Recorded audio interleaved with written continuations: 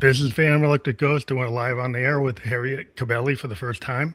Welcome to the Phantom Electric Ghost podcast. How you doing tonight? I'm doing great. Thank you for having me on. I'm looking forward to our conversation.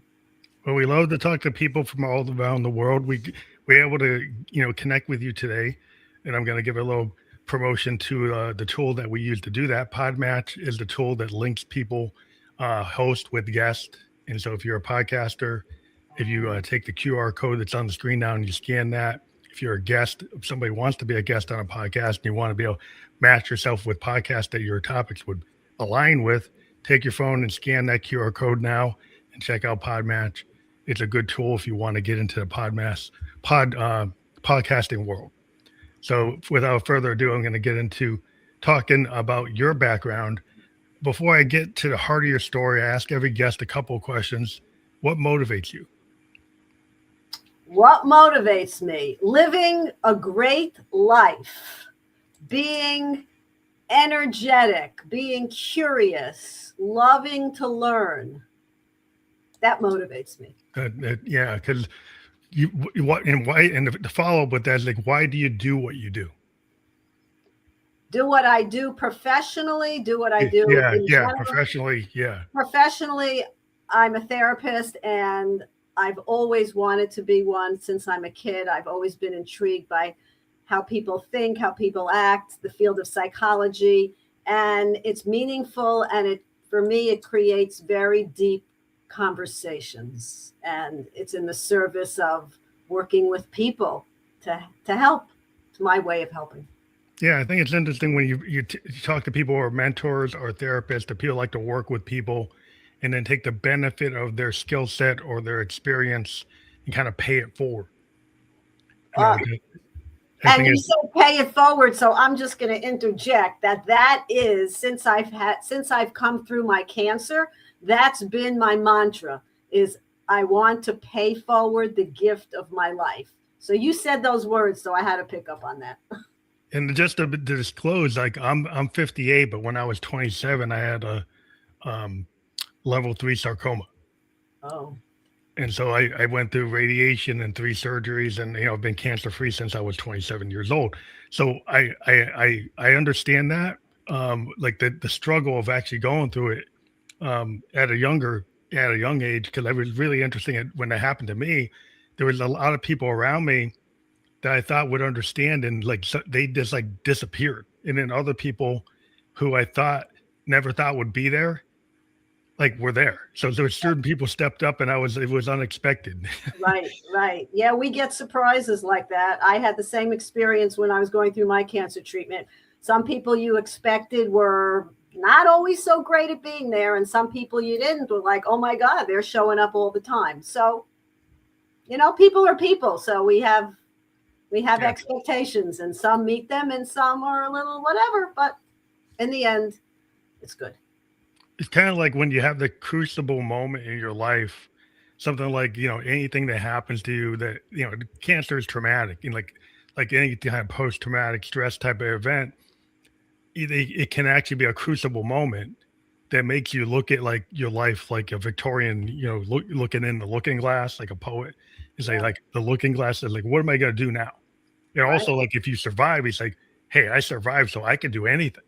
Exactly. There's so much that comes out of it. As a therapist, we call this post-traumatic growth, that when you go through something really life-altering or traumatizing, that it's not just about post-traumatic stress syndrome that everyone knows about, but there's something positive called post-traumatic growth, where we can really grow as an outcome of the challenge and adversity that we've been through. And we need to know that it's an option. We really can grow out of it. We don't just have to go back to life as it was and just pick up the pieces, but we can really take life on differently and reconfigure how we want to be in life, how we want to show up.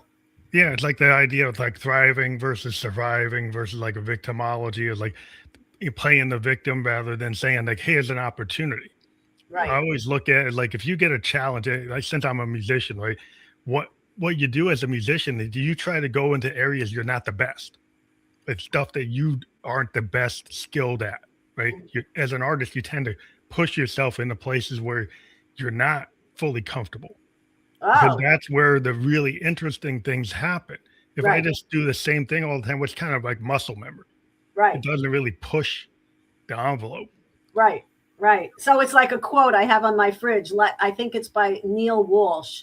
Life begins at the end of your comfort zone. I Yes. love that. I love that. That's one of my guiding quotes. I'm a quote person and I have tons of quotes all over, but that's a big one for me. Life begins at the end of the comfort zone. It's exactly what you just said. If you just keep doing the same thing, you don't grow, you don't challenge yourself, you're not experiencing new things. And there's so much out there to experience and step into. But Yeah, it's definitely it's super important. I remember one of my favorite artists, David Bowie. He had a conversation in an interview, and they asked him. He said, "As an artist, I like to kind of tread water artistically, push myself into areas where I'm not comfortable." Mhm. Because I think he basically said, "Is like I don't want to drown, but I Yeah, want to tread water a little bit and go into some area." And that's why he kind of reinvented himself all the time. right. Well, He would that's yeah. that's it's like the nature of an artist, when you're really working well. But that also gives us excitement about life, right? It because if we're open to new experiences and new adventures and new opportunities, we're going to thrive more. Yeah. Because I think And entrepreneurs, you see all these entrepreneurs and people say, well, they went from 0 to 100.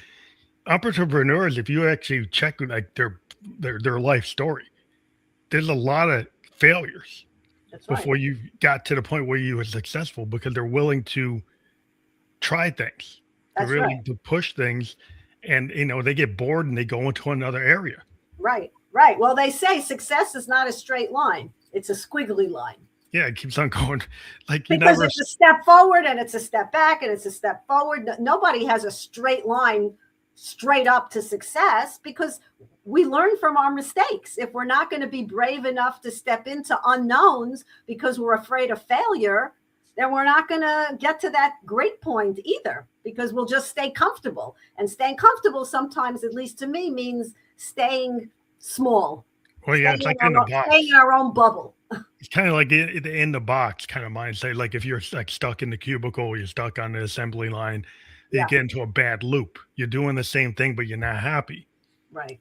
If you're when you're willing to go outside, a lot of people who are neurodivergent, it's kind of like normal behavior. And I've talked to a lot of artists, a lot of creative people, they don't really fit in the box, right? They tend to do things that a lot of people might find odd, or it Right. doesn't fit, the norm, Yeah. because they're in the Well, bell curve, and they're on the outer edges of that bell curve. It's right, kind of right. where the cool stuff happens. That's right, right. Or what does Malcolm Caldwell say? The tipping point. The people who really are in that point, which is like similar to the bell curve. It's not Yeah, just all fitting the box.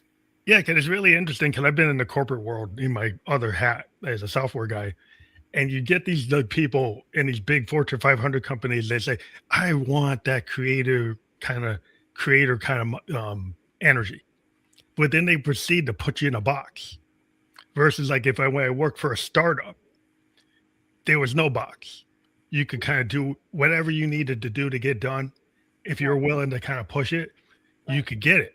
right, Where in the other organization would say they want that, but they would proceed to physically do things that like you don't really want that. right, right. But it takes courage. It takes a certain amount of courage to be who you really are if it doesn't necessarily fit that perfect mold, right? Yeah, I think people get stuck because I think everybody has this thing about safety. It's kind of a human kind of, it's our initial concern why we would live behind the gates of the village, Mhm. or stay within the tribe and not go out in the woods and get hit by the wolf, to get attacked by the wolves. And so you might allow the leaders in the town to kind of push you down because you're scared, if I go outside the confines of the kingdom, I might be attacked by the hordes outside or the animals outside.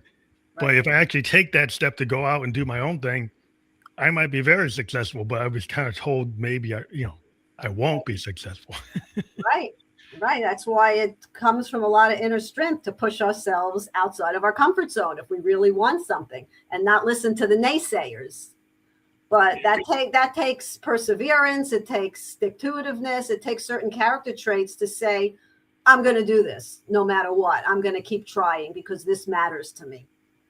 Because surviving just seems like, I don't think it's fun to just be in survival mode. The thrive mode seems like it's a lot more interesting.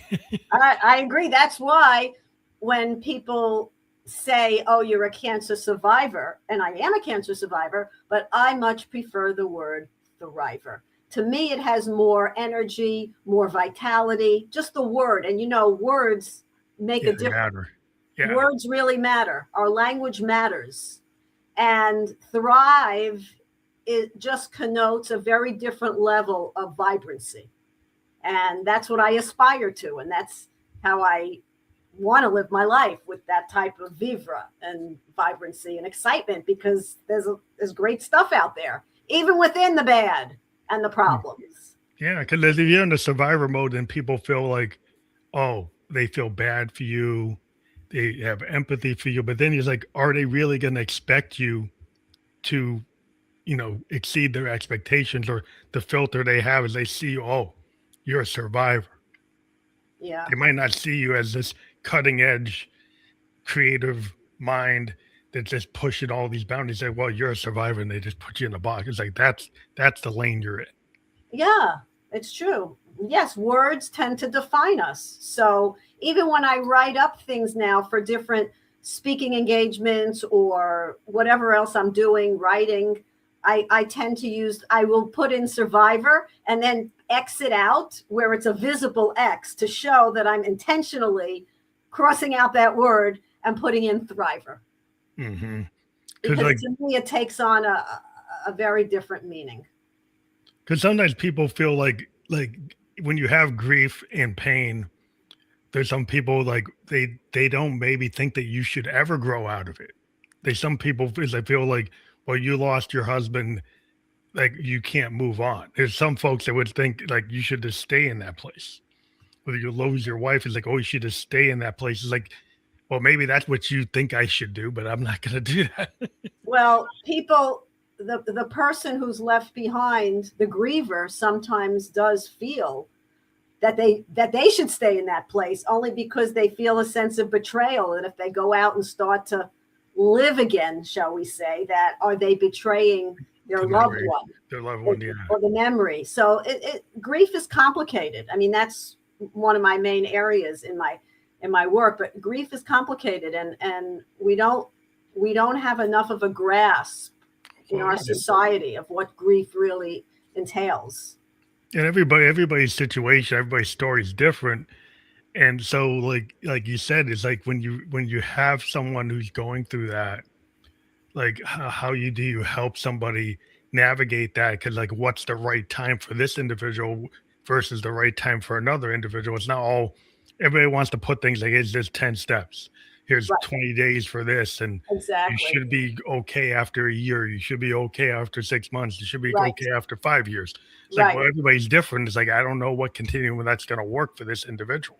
Exactly. And that's such a good point because there is no timetable and there is no calendar for grief and there is no one way. It's very individual. So when sometimes people will come over to you, if the griever, oh, it's been 4 months. Aren't you over it? Haven't you moved on? And I don't think people say these things out of bad intent, but it's more out of, shall we say the word ignorance. Yeah. We just don't know the right things, or we're not educated enough around what grief and grieving is really all about. It's not a quick fix. You don't take a pill. You don't snap your fingers in 6 months, you're done. It just doesn't work like that. Not in the non-Western world, there's more appreciation and they have more rituals and communal events around grief. Yeah. I lived in Japan for 2 years, and there was just a different Eastern sentiment. A lot of the Shintoism, the Buddhist practices that they had, Nichiren Daishonin, different things. I just experienced a totally different world because it was more socialist in terms of like when the flu season came, everybody was wearing masks because they didn't want to get people sick. Right? It was just in Tokyo. That's what people would just do, and it weren't so individual. It was like, well, I don't want to do it. They cared, like, I care about my neighbor. I don't want to get him sick, so I'm going to do it.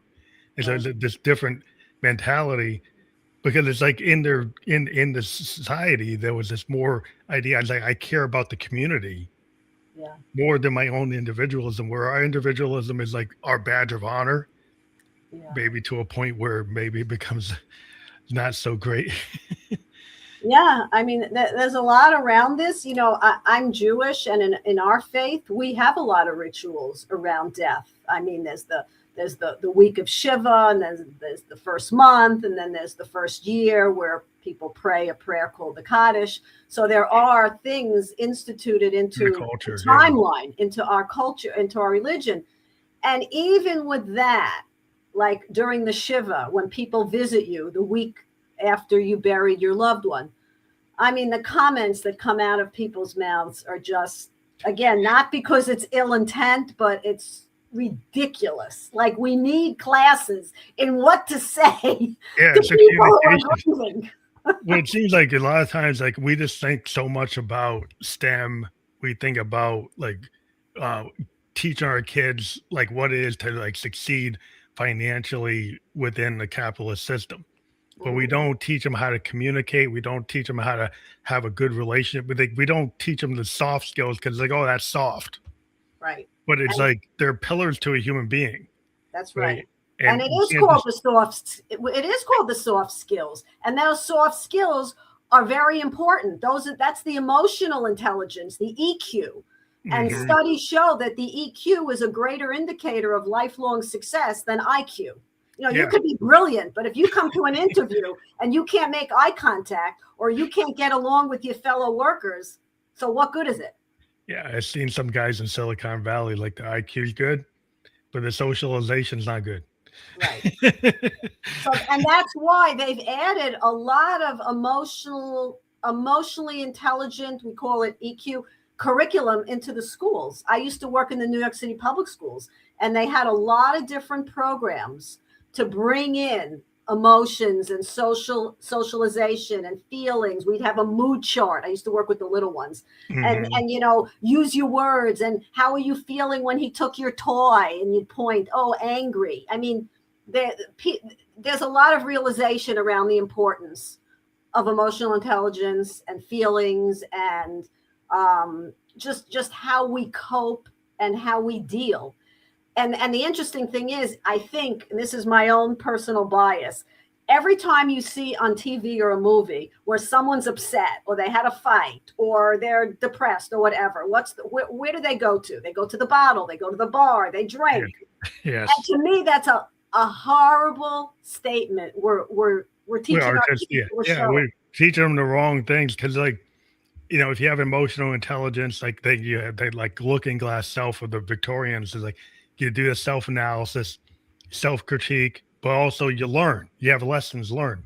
Right. You know, I went to Bowdoin College. I was a sociology, political science double major, and so, you know, they focus on the Socratic method. A lot of blue book exams, a lot of oral exams, not just like SATs. So you had to prove that you had critical thinking, that you could read what the professor, or take all those lessons from all the lectures and apply it in your own words. Right. And show that you understood it. And I think today, if you just give people multiple choice and you don't have them actually dive into themselves, like, can you actually show me that you understand this? Exactly. Critical thinking skill. Critical thinking is not there. And then if you don't teach people like art history or appreciation of things like in the liberal arts type of, you know, things, it's all STEM. It's all just science. And that's cool. I mean, I know science. I'm in software design. But like, I think it's important to understand, like, art and history and philosophy, sociology, all these like softer things that people want to criticize and say, well, we don't need art. We don't need music. We don't need these things. It's like, I think the soul does need those things. Oh, the soul. So true. The soul. Yes, absolutely. And we don't hone in enough on that. We're doing like everything is from here up, just the head. And we forget the heart, and we forget the soul. And that's so important. Nobody teaches to that. Yeah. And even in terms of like in school, questioning, being open to questions and being curious and interested. I mean, those are the character traits that will help take us far when we're open to new things, when we're asking questions, when we want to learn, when we want to learn music and nature and all the other things, like you say, not just the hardcore. Well, yeah, to challenge yourselves. Like we used to have debate societies, right, in college, and we had moderators like professors or TAs, and they would have rules, and you'd have to kind of back up your argument, like a Socratic argument. Like you can't just say it because you feel it. You could, but if you can't back it up in actual real debate, right? Right. Yeah. And so people have kind of like gotten away from that and say, well, we don't need that.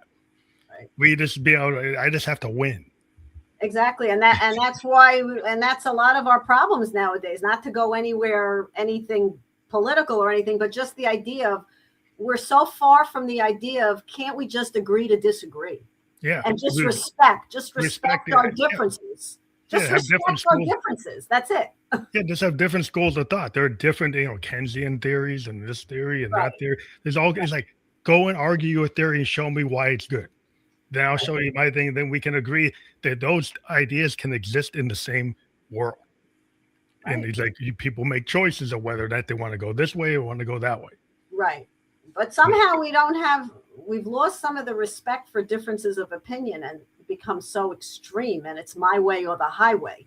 Also, we have this, coming from Silicon Valley, we've got these people that believe in this idea, the disruptor.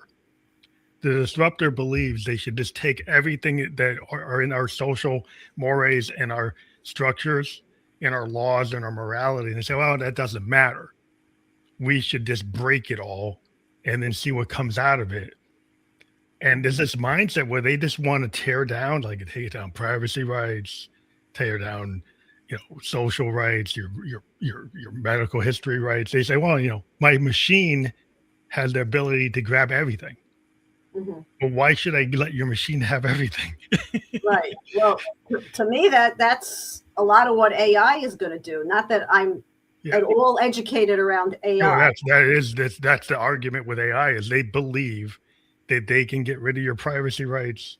They can get rid of your personal medical history rights, your ability to have any sense of independence, and they can just monitor you. Yeah, I think it's scary. I think it's very scary. And I think AI is just, I don't know, it's going to make us stupider. Oh, yeah. The problem with it, like when they have kids, in high schools and colleges, using it to write their papers, the professors and the teachers are having to push back on these kids. It's like, you need kind of Dewey Decimal, go back to the library and learn how to do it yourself. Yeah. Like go and learn how to do, like, this is a nice tool, but you still need to know how to go into the library, do your endnotes, do your footnotes, do the critical thinking, do the work. Exactly. Like when you get to a certain point, then you can, it's like the calculator back in the 70s. You can have these cool calculators, but you can't have them when you're taking an algebra test. Right, exactly. Or it's like when the digital clock came in and people forgot how to learn how to really tell time. Read an analog clock. They can't read it because. Yeah. So it's just another step, but it's a little scary because even now sometimes I have to stop myself. If I want to look at something, I go into chat, whatever you call it, and I'll put something in, and there will come a whole thing, and it's like, I could see how you stop thinking. You just ask it, and it's got it all there for you. It's a little scary. And it's scary because it can give you a very convincing answer. Yeah. And sometimes the answer it gives you is not accurate. But because it gives you a better answer than the Google search ever did, people are getting in trouble because like lawyers, doctors, engineers have gotten in trouble taking that answer and then applying it without double checking it. Yeah. And then it's burned them. Right. Right. No, we're going to have to learn how to use it, intelligently, just like with the phone, where there's so much problems with the phone and kids being addicted. Yeah, screen time. We have to learn, we have to control it. It shouldn't control us. And it takes over our lives. And that's on us. It's because I think people just don't want to get, it can be very negative. Like if you think they talk about doom scrolling, you got these people, like whether you're a kid doing it or you're somebody, an adult, and you're in your bed at night with your phone in your bed, Mhm. instead of going to sleep, you're doom scrolling. That's That's true. not good for your health. No, it's not good for your health. It's not good if you're in bed with your partner, because instead of connecting with your partner, you'd rather connect with something on the screen instead of the person in front of you. Yeah, it's like family dinner. Like I'm a child of the '70s. You know, we'd have the family dinner before they had TVs that would fit on your table, and Yeah, you would not have the TV at the dinner table. You would actually have a conversation. exactly. Nobody had a cell phone. Right. You're at the table, and you have those family discussions at dinner time. But now everybody's like, "Oh, I gotta go, go, go, go, go." How many families are actually eating together? Exactly. Or when you go to restaurants and you see families with kids and the kids have their phones out, because that way mommy and daddy can talk to themselves, talk Yeah, between themselves and nobody's not have the paying kids. attention.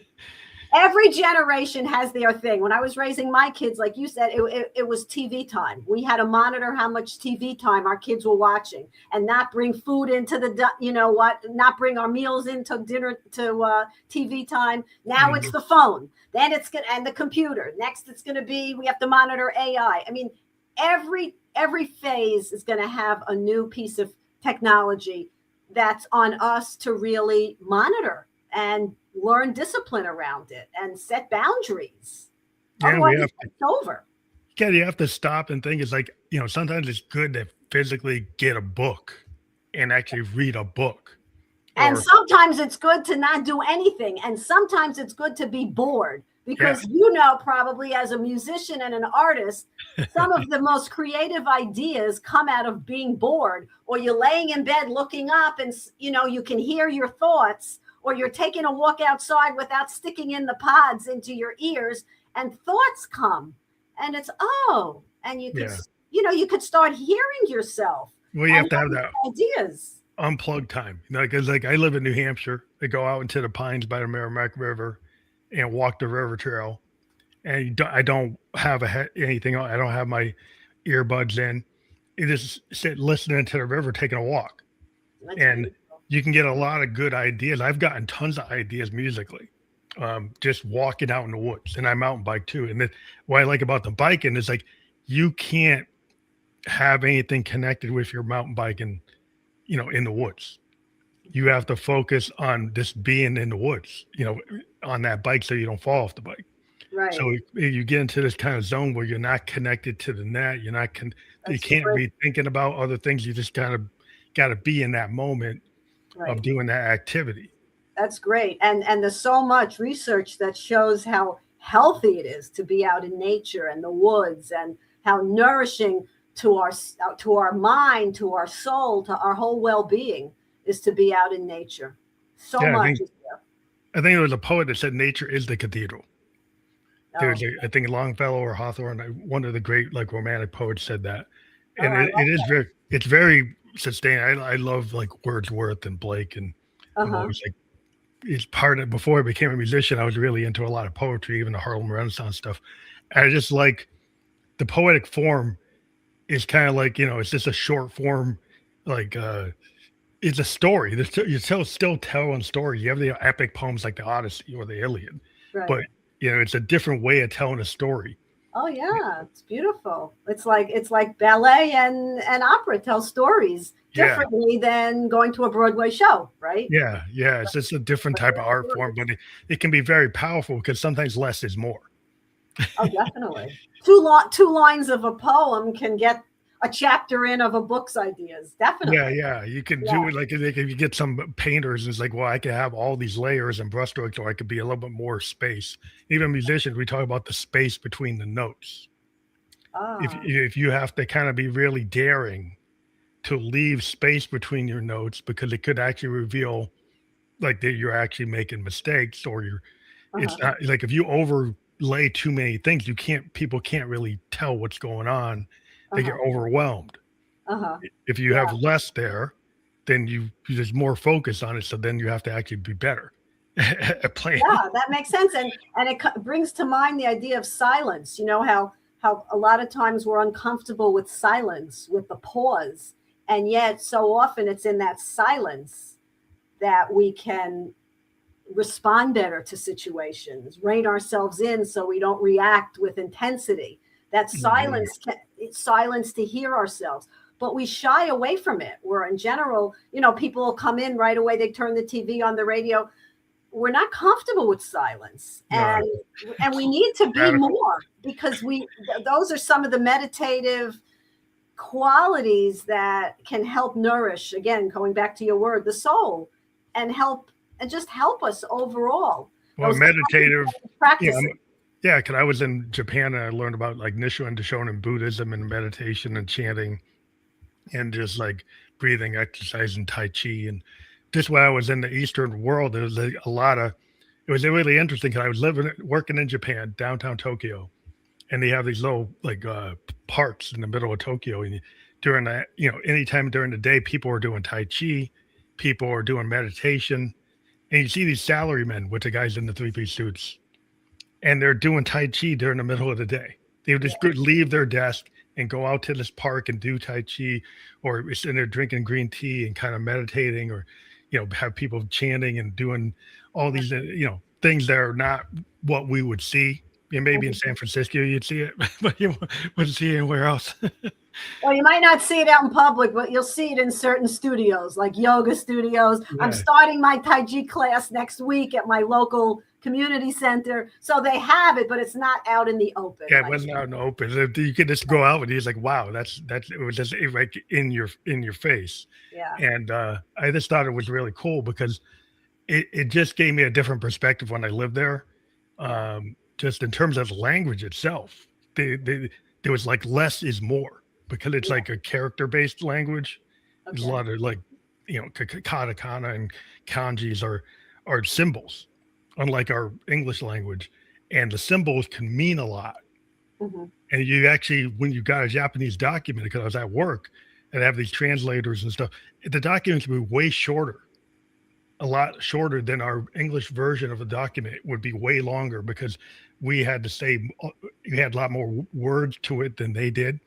Mm-hmm. So I don't know the language, but so you're saying the characters like tell more than just one word. Yes, they can tell whole phrases. So you sometimes would have a lot less like paper. Like if you had a Japanese document, it might be 30% shorter than the American document. Wow. And what we learned is we had to actually do like flow charts to be able to have a common understanding, because sometimes the English would like misread what the Japanese said, because they would say something and we couldn't get all the meaning out of it because we didn't understand the depth of what the kanji meant.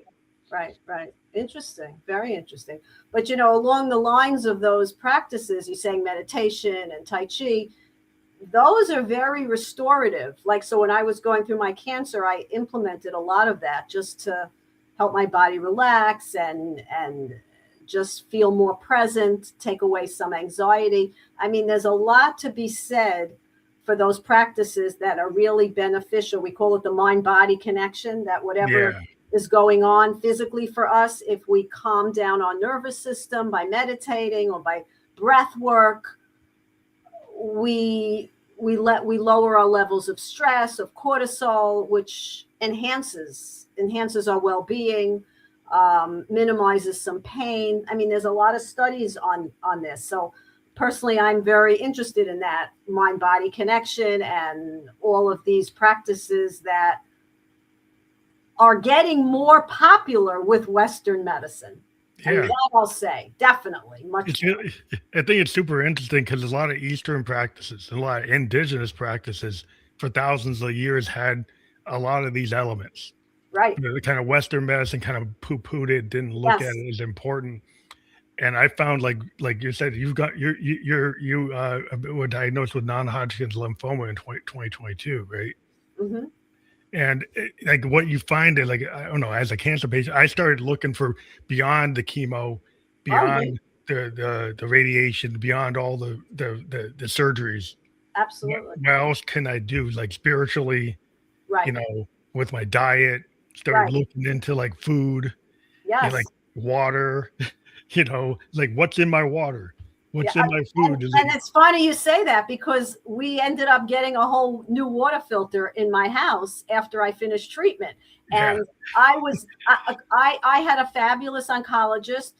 Having said that, she was very straightforward. I was not allowed to take supplements or do anything that I'll say was more integrative.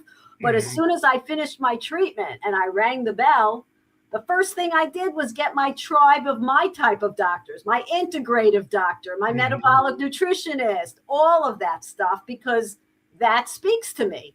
Now, that doesn't mean I wasn't going to do the chemo. Of course I was, but I like the whole picture, holistic. Yeah, yes. you don't want to be integrated. Integrated. If you go too far with one thing or the other, you kind of like Steve Jobs. It's like you end up like, oh, I should have used some Western medicine. I shouldn't have just done this. He kind of regretted that. Mean, I think they go together. One doesn't preclude the other, unless someone's just saying, I'm smelling rosemary instead of doing chemo, or I'm just being silly, saying an example. But this was going to be my way. So when you say that, there's a lot of work in post treatment in terms of healing, and like you say, diet, and even water, and all the different things that you want to now start to bring into your life to minimize recurrence. Because I'm sure you realize, I don't have to tell you, but once you've gone through cancer, it's terrifying to think about recurrence. Yeah. I mean, I remember I was 27, when I hit the 58, I've been really thankful. But I did a lot of things. I changed my diet. I started looking at what I was putting in my body. Yep. I started looking at the water, right? And I got filters on the whole house. Because what you found is like there was stuff like skin conditions sometimes come from your shower water, like what's coming from the public water sometimes has a lot of irritants. Yes. And there's a lot of like bad stuff in the water. If you don't have an osmosis, I don't want to get to the technical deal, but I have a really good osmosis, like really good filter. It's pulling like a lot of heavy metals. It's pulling a lot of, can even pull some of the microplastics. It pulls like a lot. And I'm a techie, so I got super into it. But people don't look at me. I even have a hydroponic garden. I grow my own like veggies and stuff because I was worried about the pesticides that come in from a lot of the food we get at the store. Yeah. Even the organic stuff is like the level of pesticides, organic, compounds that are these really forever chemicals that are in things. I want to preach it to people, but there's a lot of stuff that if you start looking into what's out there, you're like, well, I got to reduce as much of it as I can. If you start looking into everything, it's like, what's left? I don't know, because I eat organic now, and you're saying there's still stuff. I told my gardener, cut out the weed kills and all the pesticides he's using. So last summer he says, but look at your grass. It's all brown. It's weeds. I said, I don't care. Still don't want you to spray anything on it. Yeah. And some of these things, it's like what they say are acceptable levels. I started going into acceptable levels of like volatile organic compounds. And, the chemical industry will tell you like, oh, yeah, that's fine. But if you have if you've gone through cancer, you start questions like, why is that an acceptable level of this volatile organic compound or this forever chemical being in the water or being in the air? There's an effect. And so you try to reduce it. I live in New Hampshire because I'm trying to get away from all the smog. I used to live in the bigger cities. I just wanted to get away from it. And so I made decisions to get myself away from some of the stuff. When I was younger, I was living in big cities, like kind of heavily contaminated in urban areas. And I just made a decision. It's like, I don't need that. Right. Well, I still live in New York, not New York proper. I live on Long Island, but close enough. It's still considered the city because I'm right near Queens. Well, you just do what you can. I mean, but I'm just saying, I just made some decisions. You have to decide, what. Yeah, of course. But it's like you open up a Pandora's box, because there's no end to how much more we could be doing. Oh, you can always do more. At a certain point, we have to. You have to decide like how much can I do, and how much is it really going to affect it. But some of it is psychological. But I really think affirmations, if you feel positive about yourself, a lot of the inner work you can do can keep you really centered. Like the Western medicine is important, but also the soul and the spirit and, being able to get to know your mindset, your attitude, your feeling like you're connected, like you have purpose. Absolutely. I mean, I'm sure you know the blue zones, the places in the world where the people live the healthiest, the longest. Yeah. And they talk, there's like 9 attributes, and one of them is purpose. Yes. I mean, of course, diet and but one of them is purpose. And it's very strongly connected to a healthy sense of well-being. Yeah, it's hard because our world is so stress inducing. Like Yeah. a lot of what we've kind of built, these stress engines, they just keep on, just exponentially multiplying. Yeah, because we're all about productivity and busyness. We think that's the ultimate, is to how busy, how productive. And it's a little bit the opposite. Yeah, well, you can get so productive that you end up getting out of a job. Or you get so productive that you end up getting yourself sick. Yeah, it goes both ways. Like you get too productive, and then you're like, you've gone so, you get these guys doing 120 hours, like in the Silicon Valley mindset. There's like these guys that say you should do like 140. Wow. It's a really, like, it's like, oh, well, just because they're getting these young kids out of college, and they're telling them they should be on that rat race, like really extreme. Like they should just be plugged in all the time, 7 days a week, going straight for months. And I just think it's very destructive. I think you get diminishing returns when you don't give yourself some peace, some space. Definitely. And it's terrible for the health. And, Yeah. and who knows if that's not contributing to our high rates of suicide, high rates of anxiety and depression, high rates of cancer amongst the young now.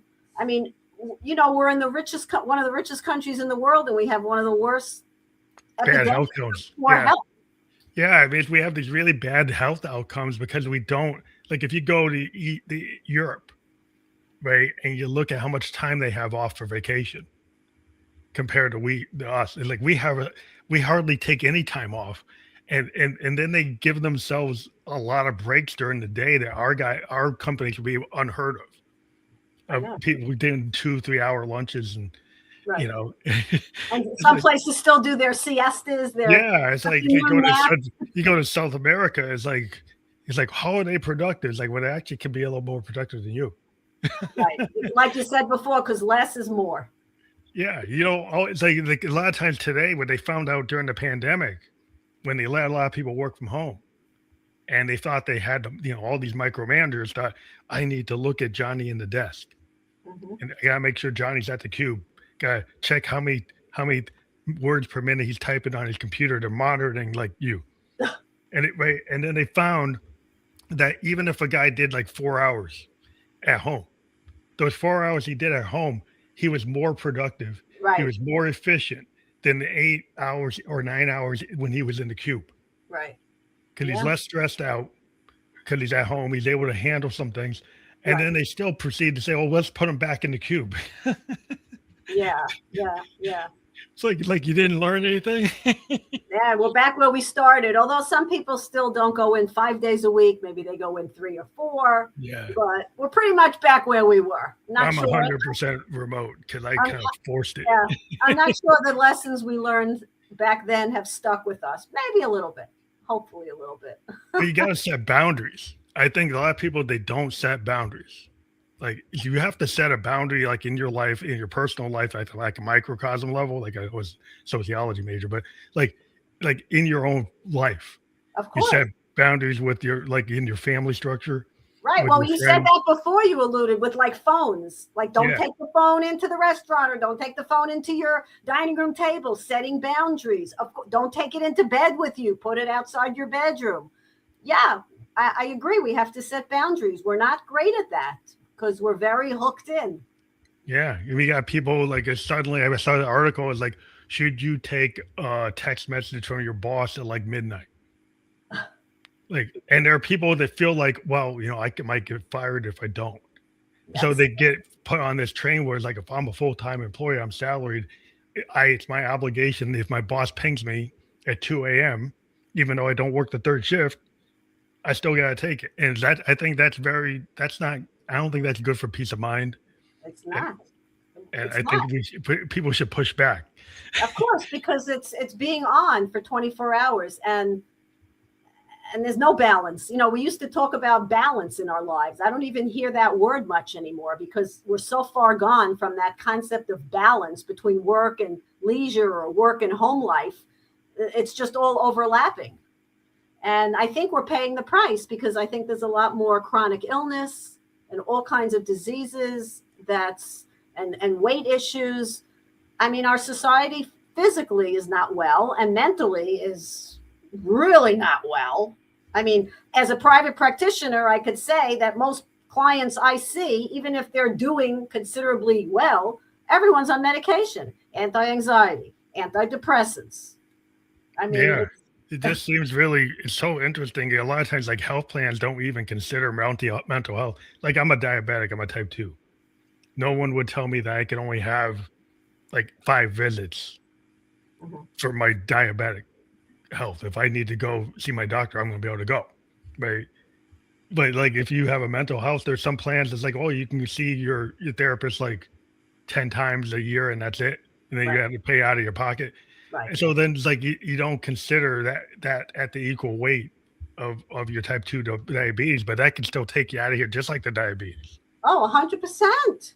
That's right. It's not given enough weight as physical issues. Mental health issues are not. There should be, just like you go for a physical once a year, there should be a physical for mental wellness also once a year. Like go to Yeah. your mental health professional and have a wellness check, a mental health wellness check. Yeah, the actuaries didn't want to price that. I work with insurance companies. Well, they got the price tables, they got all the rate tables. Oh, we don't want to price that. Let's save some money. Yeah, there's still as much as we're much more aware, there's still stigma around issues around mental health. There's still some shames, Yeah, the but shame. That's a but lot. 'Cause yeah, people don't feel comfortable.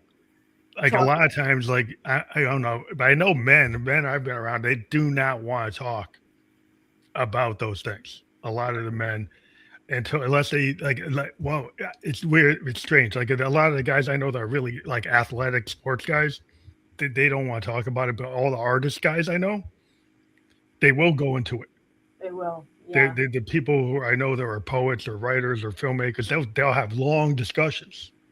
right. Well, a lot of their artistry comes out of their pain, out of Yeah, their emotional pain. they're willing to be vulnerable. It's like the Yeah. thing about an artist. The artist is willing to kind of key in on their vulnerability and use it like as an asset for their creative kind of. It's like the driver, and they figure out it's very cathartic for a lot of artists I've talked to be able to take whatever emotion they're feeling and then turn it into like a painting, turn it into a film, turn it into a performance, turn it into a piece of music. Yes. Yes. Yes. We're able to. And that's interesting because that's why a lot of artists or people in the creative arts won't always be responsible with taking their medication. I'm talking about mental health medication, like Yeah, an yeah. antidepressant, because they feel it squelches their creativity. Yeah, but yeah, that's always the rub is sometimes you do need to not be on fire all the time because like there's a story about James Taylor, like he wrote like I've seen fire, I've seen rain, right? That was super big hit. He was having a lot of problems in his personal life when he wrote it. It was Uh-huh. like really big in his career when he finally got to a place. He was in this the documentary and he was happy. He did an album when he was not going through a lot of problems personally, and it didn't do well. Huh. So then he's like, "Do I have to be in that place to do well?" Right. Do I have to And be like, depressed to have a hit? yeah, and it's like that's the big dilemma as an artist because sometimes you have to, you see these method actors, they kind of put themselves in a frenzy. Like, you have to get out of that. You Right. have to be able to divorce yourself from that because you can't stay in that. But Right. sometimes it's hard to come out of it. Yeah, but isn't that interesting that that's what it takes to resonate with your viewers, with society, because people are connecting with that kind of vulnerability and pain. Because otherwise, we walk around with masks. And here's a performer writing this hit song about pain and depression, and everyone's resonating with it because it touches them. That's what they're feeling, but no one gives words to it Yeah. until a songwriter or an artist puts to it. Yeah, they kind of pulls that, a painting in your mind every time, the audience looks at a piece of art, they get pulled into it, and the artist's ability is to kind of be able to understand that universal kind of frequency of pain or emotion and be able to tap into it. So when people hear it or feel it or see it, they resonate with it because you're tapping into this like universal key, this Yes. universal frequency. And that's where artists we can channel that. People call it the muse, they call it a download. We were able to channel that.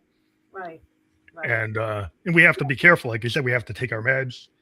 We have to go to the therapist. We can't like skip that stuff just to try to keep our edge. And then there's just so many natural lifestyle things that we could do to help ourselves. But again, because we're a pill popping society, we want that quick fix. They talk now about the importance of sleep and getting out in the early morning when the sun rises to set our clocks, the circadian rhythm. There's so much going into that now. But again, that takes our doing it. That's not just taking a pill. It takes work. It may take a half hour in the morning, or it may take going to sleep an hour earlier. Yeah, and time is money. Because that's the problem. Is like we don't want to invest. But if I have to say one thing, believe me, it's worth the investment. It's important to be doing these things for our well-being, mental and physical. And it is pleasurable. You get used to it. It becomes, I didn't go out the last couple of days because it's been like 0 degrees here in New York. I miss going out in that early morning sunlight. Yeah, it's important to get yourself to touch the ground with your bare feet, is this kind of thing. Yeah. That if you that kind of symbolism of just, the cathedral is nature, go out in nature, get some sun, get some air, turn off the cell phone, turn off the Walkman, and just listen to the birds in the forest. Yeah. Like, don't bring your own soundtrack. Let nature give you the soundtrack. I like that. Don't bring your own soundtrack. Yeah, I like that line. Yes. So true. So true. Yeah, I mean, these are all things we can be doing for ourselves to help ourselves and to help our well-being and our energy and our vitality. But you had brought up post-traumatic growth, and before we were talking like a half hour before. I think it's really important for people to understand that, because everybody talks about the post-traumatic stress, but the growth is kind of what we've been alluding to the whole time. We were talking about, growth strategies. What are some big lessons learned that you've had in your life and career for that? Well, as in post-traumatic, I have one of my daughters has disabilities. I have 3 daughters. My middle daughter. So from way back when she was first diagnosed. So I'm aging myself. This was like 40 years ago, and I went into therapy, and I realized then that I was wallowing in the why question, like, why did this happen to me? Why do bad things happen to good people? Why did this happen to my daughter? And with a lot of good therapy over the course of a year, the shift for me came, with the help of a great therapist, of course, that was the wrong question to be asking, because I would just drown myself in the muck forever. It would lead me nowhere. It was a futile exercise, because who knows why bad things happen? We don't know. We don't have answers. Why do babies die of AIDS? Who knows? But the better questions were, how? How can I move on? How can I create a better future? What coping skills can I use? Questions direct our focus. Questions can direct how we move into our lives. So the why was not the question to ask, but rather the how and the what. So for me, when I got my cancer diagnosis and I started thinking, why is this happening to me? And I stopped myself right there. I said, oh no, I'm not going down that rabbit hole again. I went down that one 40 years ago. That ain't the question to ask. The question is, okay, this came to me. What am I going to do with it? Which brings up Viktor Frankl's work, who I love. He wrote Man's Search for Meaning after he came out of the Holocaust, out of concentration camps, and that's a life-changing book. And one of the basic tenets is, amongst many of his work, is it's not what happens to us, It's how we respond Yes. to what happens to us. Very crucial. And we all kind of know it, but we don't really live into it. And when you said at the very beginning about victim and victim-like mentality, the idea being, yeah, we can be a victim of circumstances. We were a victim of cancer, but we don't have to stay in a victim mentality. Yeah. That's in our control. And that's our choice in how we respond. That's all on us. And there lies the work. So if I'll have clients coming to me with, oh my, I'm stuck here, that begins the work. Yeah, because that's how you like rebuild your life now. Yeah. That's like your website. And I just want to point out, the QR code that's up there right now is for your rebuildlifenow.com. So if people, want to scan that, they'll bring them to your website for rebuildlifenow.com. Yes, thank you. That's a quick way for people to check that out, because take your phone, take a picture of it, boom, it goes right there. So that's a new feature we have. And we do encourage people to click on it. So if people go to rebuildlifenow.com, what do they find there? They find my podcast for the last few years. Oh, something went off. Sorry, my screen went off. My podcast, my speaking page, my videos. I was going to say my blog post, but I think I took most of them off. And just a whole, who am I? What I do in my life? What types of people do I serve? Who are my audiences? Who's my targeted population? I also do ballroom dancing, so I have stuff up there about that. We can't all be heavy duty, serious of therapists. We have a life outside of it, right? Yeah. That's always interesting. I like to find out. Wait, I'm interrupting you. Sorry. I have 2 books. That's up there.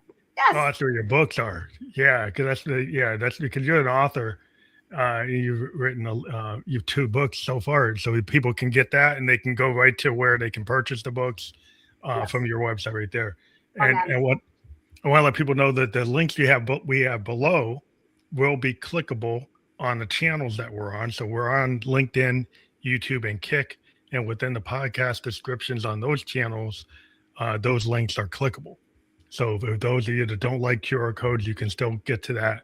Can't get to it right now because we're live, but on the podcast description on those channels, and we will be on multiple channels like Spotify, Apple, iHeartRadio, Amazon, Newsly after within 24 hours on those channels. Thank you. So I want to thank you again for being here on the show. We love to talk to people. This was fun. Thank you for taking the time to come on here and doing a live podcast. And it's a different form, but we think it's important. Spontaneous, right? It just flows wherever, like the river. Yeah. Well, I hope you liked it. And like I said, we're gonna create a landing page for your audience, and whatever platform they want to push on it. We're gonna create some reels and some clips. We'll send some of that to you so you can push it on your website. And we want to thank you for being here. And since you're an author, we do have authors come back if they have a book that they want to focus on and have an interview about that. We do encourage people, our guests, to come back and talk to us about any future projects they want to work with. So thank you again for being on the show tonight. Thank you. Thank you. Have a great night. You too.